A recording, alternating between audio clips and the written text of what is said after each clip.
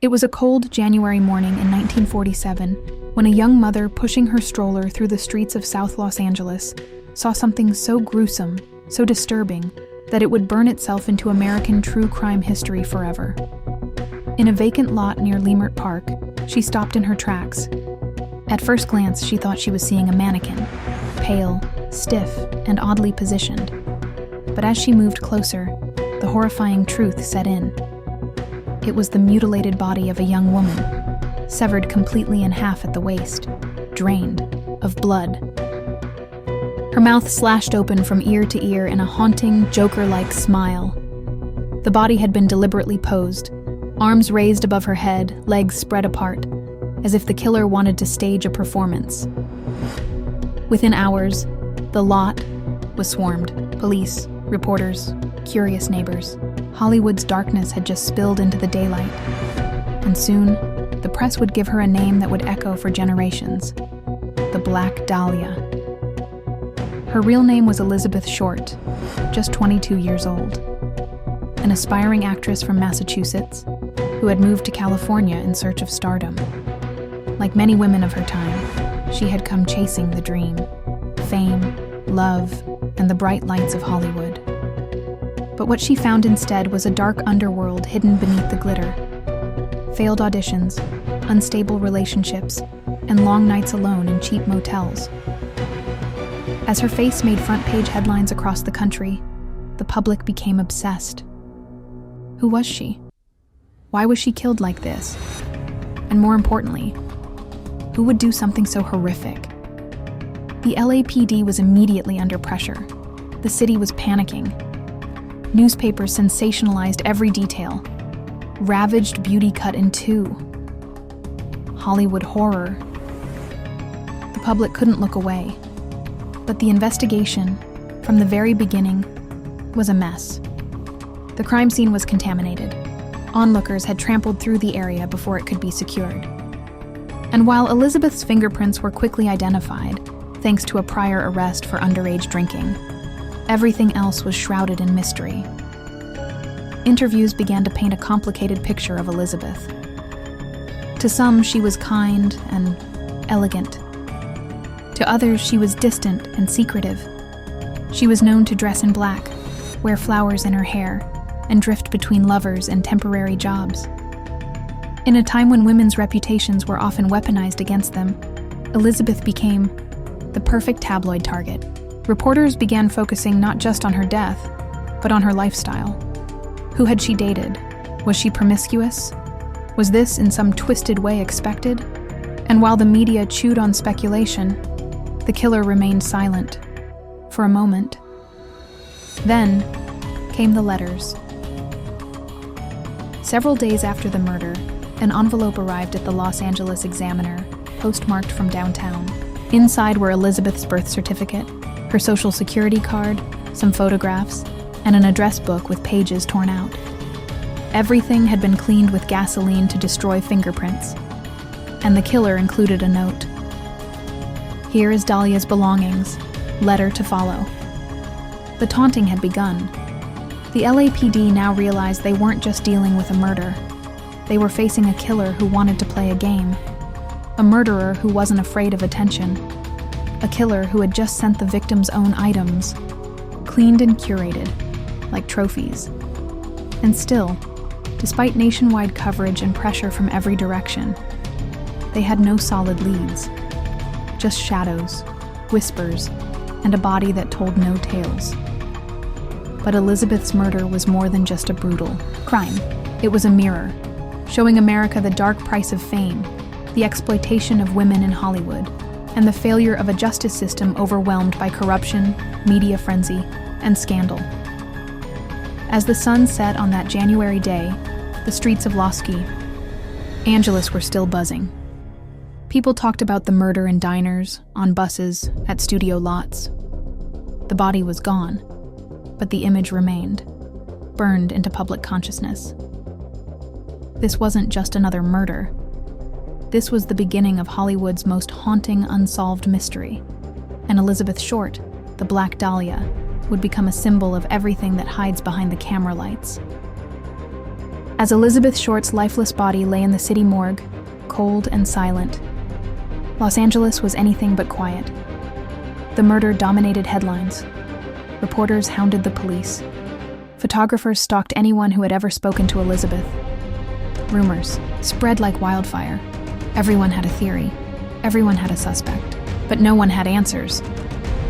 The Los Angeles Police Department launched what was, at the time, one of the most massive investigations in city history. Over 150 suspects were interrogated. Hundreds of leads were followed. Every letter, every anonymous tip, every whisper from a neighbor became a possible clue. And yet, every trail ended the same way, in darkness. The first letters sent by the supposed killer had thrown the city into chaos. They were taunting, eerie, and clinical. One note even included the line, "I will give up in Dahlia killing if I get 10 years. Was it a joke? A madman? Or a desperate cry for fame? One of the earliest suspects was Robert Manley, a salesman, who had given Elizabeth a ride from San Diego to Los Angeles just days before she died. He was the last person known to have seen her alive. But his alibi checked out, and despite public pressure, he was cleared. Then came dozens more. A surgeon, a mortician, a Hollywood producer, even a bellhop. All suspected, all questioned, all released. But no suspect caused more controversy and more obsession than Dr. George Hodel. A wealthy physician with deep ties to Los Angeles' elite, Dr. Hodel was known for his brilliance and for his darkness. In 1949, he was investigated for the sexual abuse of his daughter. During the investigation, police secretly bugged his home. What they recorded was chilling. At one point, a voice believed to be Hodel's said, "Supposin' I did kill the Black Dahlia. They couldn't prove it now. They can't talk to my secretary because she's dead." The LAPD didn't move forward. No charges, no arrest. Years passed, then decades, and still, the case remained open. Cold. In the early 2000s, George Hodel's own son, Steve Hodel, a retired LAPD detective, made headlines by declaring his father was the killer. He released a book, backed with timelines, photographs, and a theory that his father had surgical skills, motive, and access. The theory?